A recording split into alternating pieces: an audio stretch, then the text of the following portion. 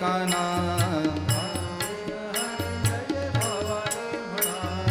असाल तेथून पुढती चला यत्न सोडाना राम कृष्ण हरी जय जय भावाने म्हणा राम कृष्ण हरी जय जय भावाने म्हणा राम कृष्ण हरी जय जय भावाने म्हणा कुंडलिक वरदा हरी विठ्ठल सद्गुरु ज्ञानेश्वर तुकाराम महाराज की जय जय जय रघुवीर समर्थ मोठे निर्गुणते अमंगळ निधी तोंडाळही कापट्यावरी अंगिकारी गण नगणी मानापमानासही भक्ता पाहुना पुया खचितसे वेडे पिसे होतसे ऐशा अद्भुत बालका गणू म्हणे वर्णू तरी मी कसे.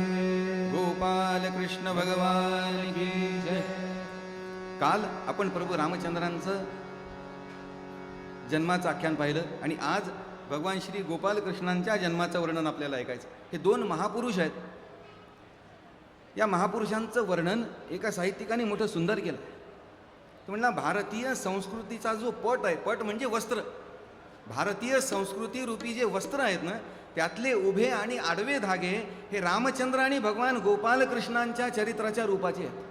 म्हणजे अयोध्या ते खाली रामेश्वरपर्यंत उभे धागे प्रभू रामचंद्रांच्या चरित्राचे आहेत आणि द्वारकेपासून जगन्नाथपुरीपर्यंत आडवे धागे हे गोपाल श्री भगवान कृष्णांच्या जीवनाचे आहेत. अशा उभ्या आणि आडव्या रामकृष्ण रूपी धाग्यांचा बनलेला आपला सुंदर असा हा भारतीय संस्कृतीचा पट आहे. आणि हे दोन्हीही महापुरुष हा आदर्शांचा सर्वोच्च कळस आहे असं म्हटलं तरी चालेल. आम्हाला इतर कुठेही बघण्याची आवश्यकता नाही, असं सगळं काही या दोन महापुरुषांच्या जीवनामध्ये आपल्याला बघायला मिळेल. आणि ज्या दिवशी आम्ही या दोन महापुरुषांचं जीवन सर्वस्वानी आमच्यासाठी आदर्श म्हणून स्वीकार करू त्या दिवशी आम्हाला पुन्हा गेलेले सोनेरी दिवस परत आणण्यासाठी वेगळेपणाने प्रयत्न करण्याची आवश्यकता शिल्लक राहणार नाही एवढं निश्चित आहे. त्याची प्रेरणा शिल्लक राहावी म्हणून अधूनमधून या महापुरुषांचं जीवनचरित्र कानावरती पडत राहील अशी व्यवस्था सर्व समाजामध्ये केली जाणं अत्यंत महत्त्वाचं आहे. काल आपण भगवंताच्या जन्माचा हेतू पाहिला. परित्राणाय साधूनां विनाशाय च दुष्कृतां धर्मसंस्थापनार्थाय संभवामी युगे युगे. युगायुगातून मी धर्माची स्थापना करण्यासाठी जन्म घेतो, अधर्माचा आणि असुरांचा नाश करण्यासाठी जन्माला घेतो, साधूंचं रक्षण करण्यासाठी जन्माला येतो असा हेतू भगवंत स्वतःच्या अवताराचा सांगतात. आणि म्हणून भगवान श्री गोपाल कृष्णांच्या जन्माच्या वेळची सामाजिक स्थिती आपण जाणून घेणं फार महत्त्वाचं आहे. चातुर्वर्ण्यात्मक जी पद्धती आपल्याकडे अस्तित्वात होती ती त्या पद्धतीने भ्रष्ट व्हायला लागली. निरपेक्ष निस्वार्थ राहून ब्राह्मणांनी अध्ययन अध्यापनाचं कार्य करावं अशी ती व्यवस्था. कृष्ण जन्माच्या वेळेस परिस्थिती अशी आहे की द्रोणाचार्य असतील, कृपाचार्य असतील यांच्यासारखे अतिशय श्रेष्ठ आणि पराक्रमी ब्राह्मण हे पोटासाठी म्हणून आश्रिताचं जीवन जगत आहे. वस्तुतः ही अवस्था काही फार चांगली नाही. ज्यांनी सगळं सत्ताकारण करावं, समाजाचं राष्ट्राचं संरक्षण करावं अशी सगळी राजसत्ता कुणाच्या हातात आहे? कंस, जरासंध, शिशुपाल, वक्रदंत, शाल्व यांसारख्या अत्यंत भ्रष्ट, स्वैराचारी आणि अत्याचारी राजांच्या हातामध्ये ही सगळी व्यवस्था आहे. आणि अशा त्या पार्श्वभूमीवरती भगवान श्री गोपाल कृष्णांचा जन्म झाला आहे. कारण अक्षरशः अवस्था अशा पद्धतीने बिकट झाली की सर्वसामान्य सज्जनाला सज्जनपणाने जीवनक्रम आपला चालू ठेवणं सुद्धा कठीण झालं.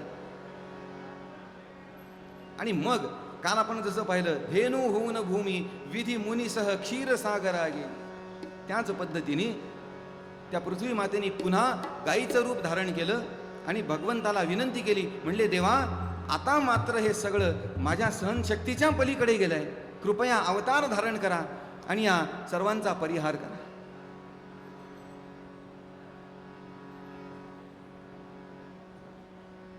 पृथ्वी मातेची ती प्रार्थना आहे. सगळ्या ऋषीमुनींचं शिष्टमंडळ सोबत आहे आणि त्यांची ती व्यथा ऐकल्यानंतर तो दयाघन असलेला परमात्मा द्रवला आणि त्यांनी आश्वासन दिलं. म्हणले ठीक आहे, मी मनुष्यावतार धारण करून येईन आणि तुमच्या सगळ्या कष्टांचं निवारण करीन. अतिशय आनंद झाला सगळ्यांना. सगळे परत यायला निघाले.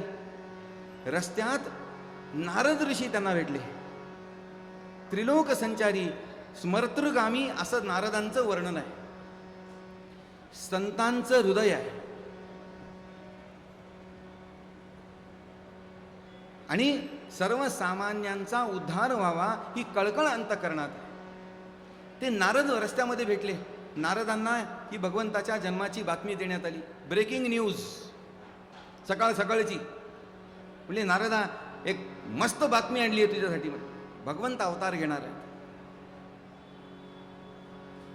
भगवंताच्या अवताराची बातमी ऐकून यांचा विचार होता की नारदांना आनंद होईल, ते आनंद व्यक्त करतील. पण नारदांनी कुठलाही आनंद व्यक्त करणार नाही. म्हणजे काय मग त्याच्यामध्ये एवढं? त्याचा अवतार होणार, यामध्ये तुम्हाला आनंद होण्यासारखं काय? अरे म्हणले सगळी कामं होतील, सगळे रस्त्यांवरचे खड्डे बुजतील, सगळ्या रस्त्यांवरचे लाईट चालू होतील. अरे मोठा माणूस आहे, त्याचा दौरा म्हणजे काय सोपी गोष्ट आहे, सगळं होईल. नारद म्हणाले अरे याचा उपयोग किती? तो आल्यानंतर जे व्हायला पाहिजे त्यातलं तर काही होणारच नाही म्हणा.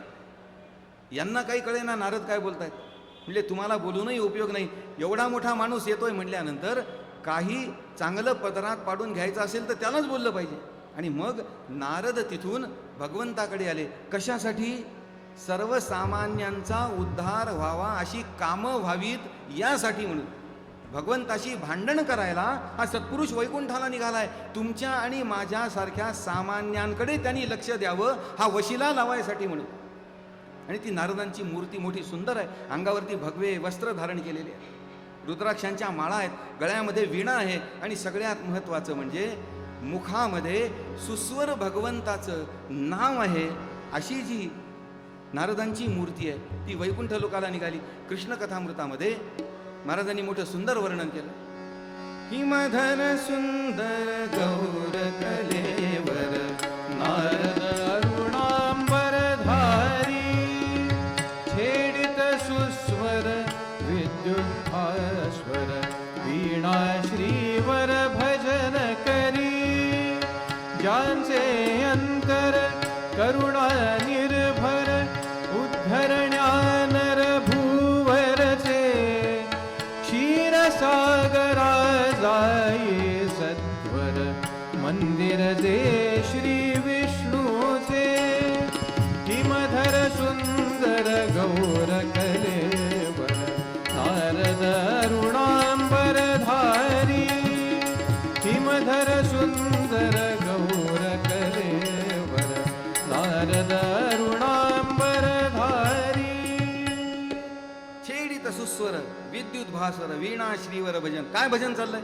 नारायण नारायण श्रीमन्नारायण नारायण श्रीमन्नारायण नारायण श्रीमन्नारायण नारायण श्रीमन्नारायण नारायण नारायण नारायण.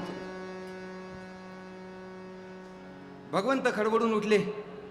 नारद आले, नारदांचं स्वागत केलं. म्हणले नारदा कोणीकडे येणं केलं? म्हणले देवा तुमचा पृथ्वी लोकाचा दौरा ठरलाय अशी बातमी आहे. म्हणले हो खरी आहे. म्हणले मग काय? याही दौऱ्यामध्ये तुम्ही आलात काय आणि गेलात काय असंच होणार का? म्हणाल सामान्यांच्याकडे कोणी बघायचं? अरे VVIPंची सोय तर कुठेही होईलच की, पण सर्वसामान्य जे तुझ्या येण्याची आस लावून बसलेत, तू आल्यानंतर काही चांगलं पदरामध्ये पडेल अशा आशेवरती बसलेत, त्यांच्याकडे कोण बघणार? त्यांची काळजी कोण घेणार? म्हणजे नारदा काय म्हणणं आहे तुझं? म्हणजे देवा आत्तापर्यंत तर तुमचे अवतार मोठ्या लोकांसाठी झाले, त्यांनी उपयोगही करून घेतला, सर्वसामान्य म्हणले होते तसेच राहिले. तू आल्यानंतर सुद्धा जर उद्धार होणार नसेल तर तुझ्या अवताराचा आम्हाला उपयोग काय? सामान्यांचा उद्धार होईल असं काही करशील का नाही?